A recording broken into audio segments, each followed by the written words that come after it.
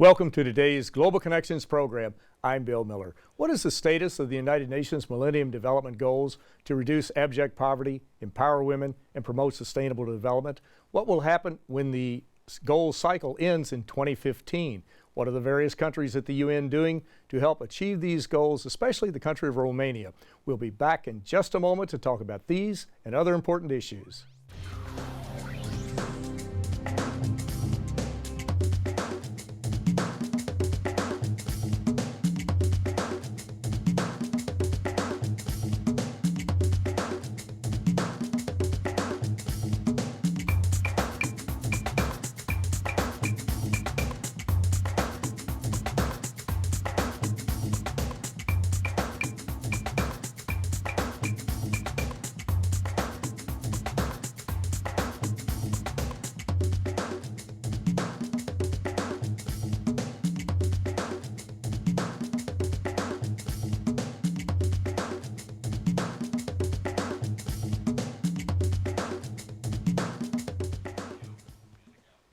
Welcome back to our program. Today we're going to take a look at the United Nations Millennium Development Goals to empower women, to reduce abject poverty, and 6 other goals, and also take a look at what will happen after 2015 when the 15-year cycle expires.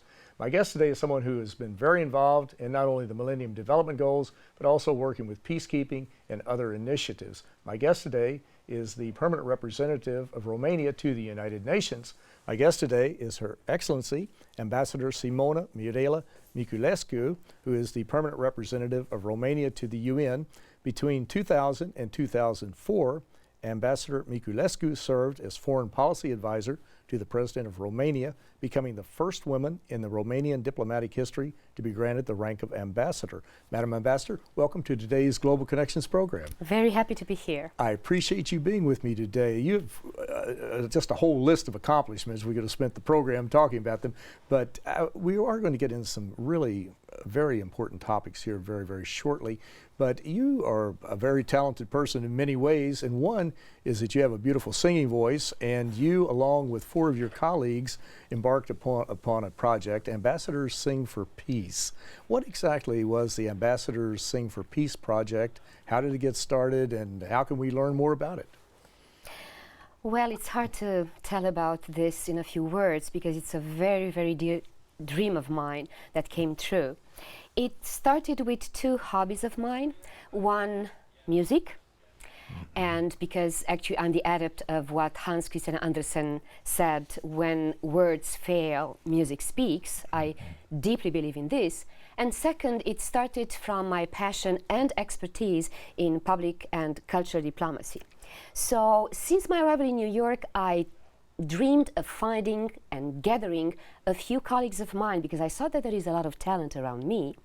And I finally managed to partner with the 4 amazing ambassadors, the ambassador of Canada, the former ambassador of Cape Verde, the ambassador of Costa Rica, and the ambassador of Nauru. I found the right partners in the Friendship Ambassadors Foundation, in the SAE Institute, and in the amazing musician Gary Fry, who used his magic wands to arrange all this and to make it possible for us. So trust me, I will never forget the launch at the United Nations in a room full of colleagues, ambassadors, and senior UN officials, and the success we had, and the fact that we could prove that the synergy between music and diplomacy is a very, very poignant one. And I'm very proud of this, I have to say. I could certainly imagine why. You have a lot to be proud of. Well, what we're going to do, you have 12 cuts on there, but we can't listen to all of them. But what we are going to do is to listen to about a minute's worth of the first one called Heal the World. And let's go to the video. Great, one of the group songs. There's a place in your heart, and I know that it is love. And this place could be much brighter than tomorrow. And if you really try, you'll find there's no need to cry. In this place, you'll feel there's no hurt or sorrow. There are ways to get there if you care enough for the living. Make a little space, make a better place. Heal the world, Make it a better place for you and for me and the entire human race. There are people dying. If you care enough for the living, make a better place for you and for me.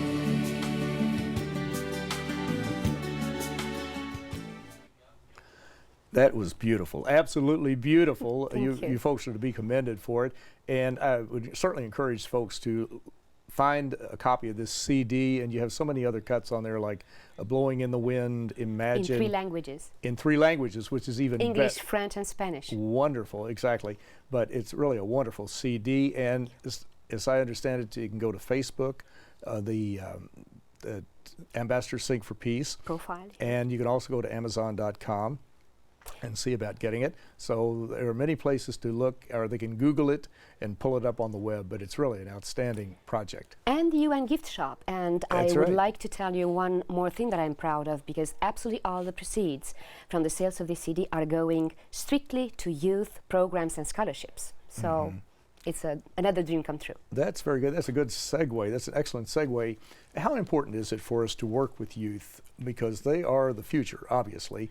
And what are you doing along with this project and some of the UN programs to help youth to really prepare themselves and to deal with problems such as climate change, to deal with the health problems, many others, the civil wars that we see raging?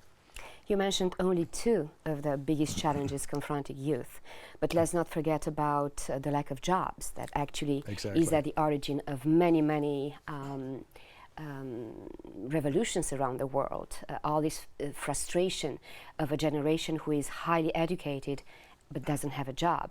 So I have to say that we are very passionate about trying to make a difference in the youth issues area. I'll reveal the fact that you might not know that Romania was the one who actually initiated the first resolution on the setting up of the International Year of Youth in 1985. So we have a very proud tradition that we have to follow. So we're trying by all means to help wherever our support is needed. I truly think that a breakthrough in this area was the appointment by the Secretary General of his first ever youth envoy, Mr. Ahmad Al-Endawi from Jordan. He is doing an absolutely exceptional job. We're very happy with the way he understood his tasks and he implements them. He really made a difference in just a couple of years since his appointment. And for instance, one of the latest examples of his activity and the activity that actually reunited the efforts of all the members of the United Nations was the ECOSOC Global Youth Forum, where they have been working very hard on a very tangible document called the Global Youth Call, where actually with the help of 1,000 NGOs and youth organizations from around the world, Ahmed actually put on this paper what youth really need from the post-2015 global agenda, global development agenda. So it's an effort that we appreciate very much, and we will always support it. And then, of course, you have a program that is very dear to our hearts. It's called the Youth Delegate. It's actually a program that is applied, unfortunately, only in about maybe 50 countries.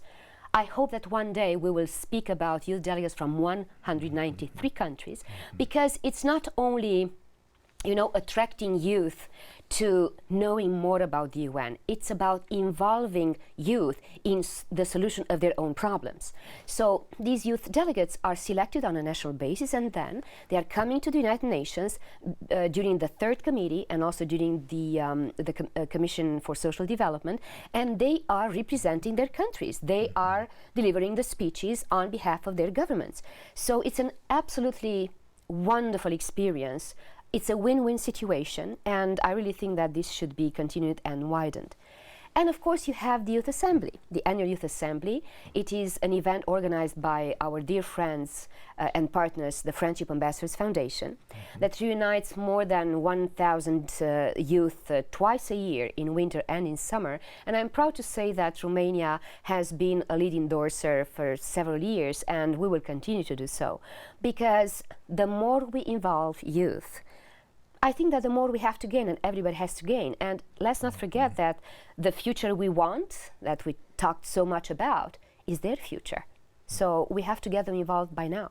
Exactly, it certainly is. And I'm glad you mentioned Ahmed Al-Andawi. If people would like to see a really excellent interview he did on this program, they can go to www.globalconnectionstelevision.com and watch it. It's right on the video gallery page, but did an excellent job. Let's talk a little bit about the Millennium Development Goals. These were formed in 2000. The majority of the countries in the General Assembly came together to adopt 8 logical, practical, measurable goals to reduce abject poverty by 50% by 2015, to promote universal primary school education, to empower women, to promote sustainable development, and to do 4 others. But these have been achieved in some areas. Some countries will achieve all of them, some will achieve part of them, but this is on a 15-year cycle. And now Romania is participating in this also. How is the development coming in Romania? And then we'll talk about what happens at the end of 2015. Sure. Let me tell you first my opinion in general. I think that there was substantial progress made in the area of the MDGs. And of course, there are so many differences within countries and regions, of course, according to the level of development. So I can say that this was a historic measure taken by the member states, by the 189 countries who decided this, that brought about a lot of progress in all the 8 areas and even more. Of course, there is a long way to go, and unfortunately the pressure of the time is there, because we have to report to the leaders in 2015 that we've accomplished at least the majority of the MDGs at the general level. But unfortunately, the current circumstances of the world discouraged a little bit, the significant progress that we all expected, and we all worked on it. Let's not forget that there is still 1 billion people who are poor in this world. Let's not forget that conflicts disrupted these evolutions. Let's not forget that there are so many challenges these days that impede all these efforts. And besides all these difficulties, let's go a little bit back in time and remember that actually this is a new era with new emerging economies, with new technologies that actually reshape our societies. So changes, challenges, difficulties, obstacles, well, what I can tell you is that nobody is discouraged, because we're working really hard. I'm very proud of what Romania accomplished in this respect. Don't forget that Romania scratched from below zero in 1989 when we had our revolution. And by the way, I have to mention the fact that this year is very important for us because we celebrate 25 years since starting building the new Romania. So we are very motivated. And we made tremendous progresses in all the MDGs. We have to work a little bit more in the eradication of poverty, which is still a universal phenomenon, which is present even in the most developed countries. So we're working hard on that in order to hopefully being able to report that we did our job next year. Well, you're watching Global Connections Television, which is an independently produced program. The opinions expressed on Global Connections are solely those of the moderator and his guest. Today we're taking a look at several items on the agenda at the United Nations, the Millennium Development Goals, peacekeeping, and a few others, and looking at what various countries, especially the country of Romania, is doing to help achieve these goals. My guest today is an expert on Romania and many of these issues. My guest today is Her Excellency Ambassador Simona Miculescu, who is the permanent representative of Romania to the United Nations. Madam Ambassador, we're talking about the Millennium Development Goals, and as you mentioned, there are differences within countries, within regions.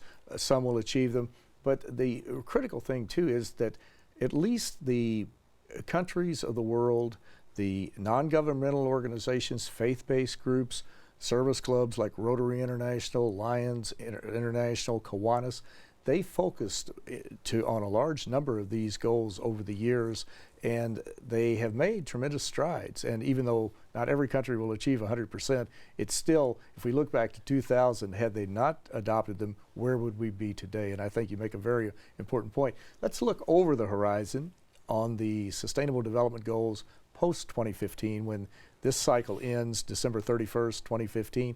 What do you think will come out? What would you like to see come out as far as under this broad rubric of Sustainable Development Goals as to how we can continue to mobilize the world and everybody, all 7.2 billion people, working towards achieving this, to make this, to heal the world, as you say on the CD, and make it a better world?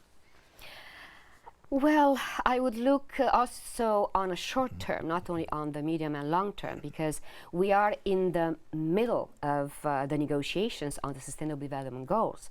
I know that you are aware of all the parallel processes that try to actually define absolutely all the dimensions of the post-2015 development agenda. Romania is one of the members of the Open Working Group on Sustainable Development Goals, so we are there every day from 9 to 9 p.m. Negotiating and trying to identify and trying to convene upon the most important Sustainable Development Goals that are inclusive and represent the interests of all the member states. It's not an easy exercise, of course, because we have different views. Some of us have different views on certain topics.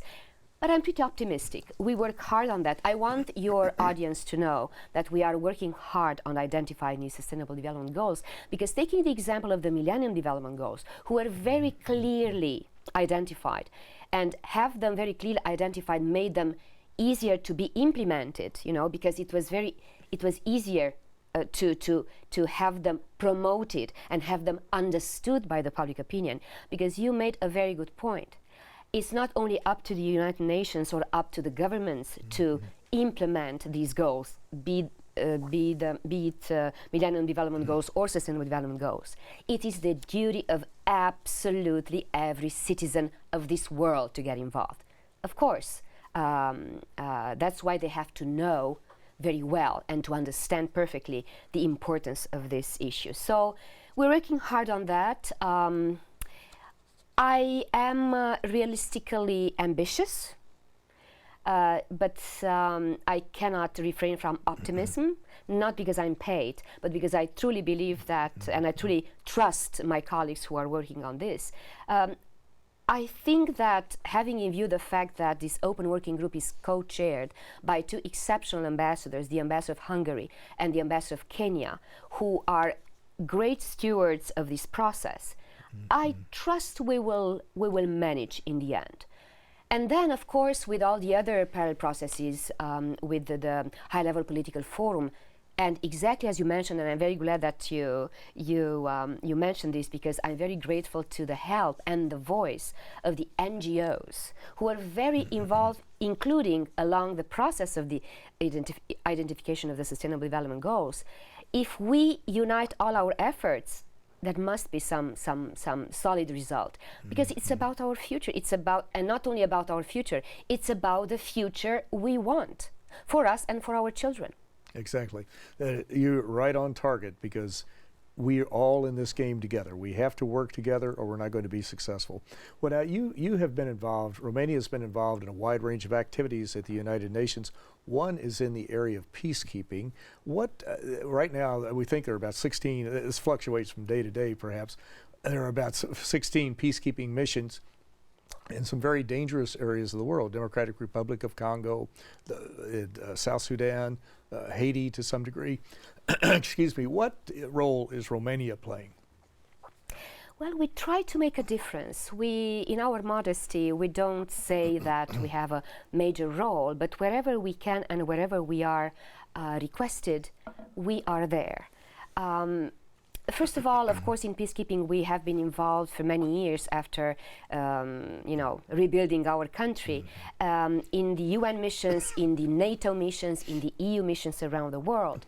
In this moment, we have about 75 troops and police, either observers or infantry or liaison officers, all the categories involved, in about 5 missions. But aside from that, we have, and actually we developed a reputation in this respect, we have some of the best close protection officers in the world. And they are in the hottest points in Sudan, in Afghanistan, and in Syria. So even if in numbers maybe we are not as impressive as other countries, we catch up in quality of the performance. We also have, and that's a contribution of my government, a center of excellence for the close protection officers that is hosted by Romania in Bucharest, where all the close protection officers involved in UN operations are trained and tested. But there is not only, the participation in peacekeeping operations, the military side of it. We care very much about the civil dimension of the capacity building, of the reconstruction, of the rehabilitation. Don't forget that we came after a very brutal dictatorship. So it was like after war. Romania was ravaged. So we know very well what it means to reconstruct, to rehabilitate, to stabilize. So that is why we are very much involved with our experts, because whatever we preach, we practiced. So we are talking out of experience, and this makes it very precious.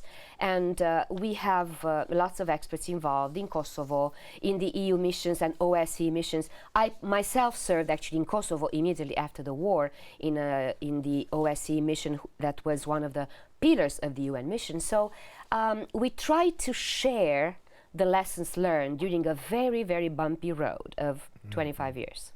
Could you go into a little more detail on the close protection officers? What exactly do they do, and just a little bit of the functions they perform? Something we can say on set. Well, we can't say much. We can't say much. Let's say in principle, for instance, that if you ask Mr. Jan Eliasson, who used to be among many other prestigious positions, SRSG in Sudan, his close protection team was formed of Romanians. He can tell you about their professionalism. Actually, they are responsible of the life of the senior official that they are protecting. And they were apparently heroic, because when Mr. Eliasson met me first a few years ago when he was posted in Sudan, he spoke with so much affection about his Romanian brothers. There is a bond that is formed between the protected and the protection officers, because their lives are mingled and depend on each other. So let's stop here. Good idea. It's interesting. And maybe you ask Ms. Sigrid Kag, because she's also protected by Romanians. We'll follow up with her. Sure. Very good idea. But this is interesting too, because so often we forget that the bulk of the United Nations is on the ground out in, I mentioned 3 missions that were in dangerous areas. But even if we look at the situation in Syria right now, even though the Security Council was somewhat paralyzed on that, they couldn't come to an agreement on it, still the UN was on the ground. You had the World Food Program, the UN Children's Fund, the UNESCO, World Health Organization. They were in harm's way working to help people who were being forced from their homes, people who were really in the line of fire, come right down to it in many cases. So the UN is on the ground in many dangerous areas of the world, and it's not just a building in New York City, that there are actually programs around the world that affect millions, and in fact all 7 billion people on the planet, when we look at how we're dealing with climate change, or how the UN is dealing with climate change and that type of thing. So I'm glad please. You mentioned this, because in many circumstances, for instance, when I'm going to the universities to deliver some speeches, there are some skeptics who tell me, the United Nations kind of diminished its relevance, and I'm fiercely protesting against such a perception. And I sent all those skepticals to the site of the Department for Public Information within the UN Secretariat, where there are two very interesting materials that speak a lot about the contribution of the UN. There is one, a document that speaks about the 60 ways in which the UN changed the world. And I recommend it to absolutely everybody who has a little bit of interest in foreign policy and in international relations. And there is another one that tells you in like 10 points what the UN does daily around the world. And trust me, whatever you read there is very impressive. So we should appreciate more the work of the UN, because there are so many silent heroes who are there helping people, and they never claim glory. Exactly. And the UN does other things too, such as helping to move aircraft, ships, mail, weather information. These are vital services to the airlines in every country of the world, the ships that move across the seas. But we take these for granted. Well, we're down to our last minute, and I apologize for this, but do you see an area where the UN could be more effective or more efficient as far as getting its message out or improving its internal operation, or where is there some area that it could focus on to do that? Well, in terms of reform and constant update, you know, of all the instruments that the UN has at its disposal, of course, the most important and substantial debates, and also that took a lot of time, are the reform of the Security Council and the revitalization of the General Assembly, which are, of course, the main bodies of the UN. These are discussions that have been there for a long time, and they will continue even if, again, we have a pressure of a deadline, 2015, in the case of the reform of the Security Council. Okay. There is a lot to speak about that. Thank you, Madam Ambassador. I want to thank you so very much for a very interesting and a very informative program. Thank you again. I thank you.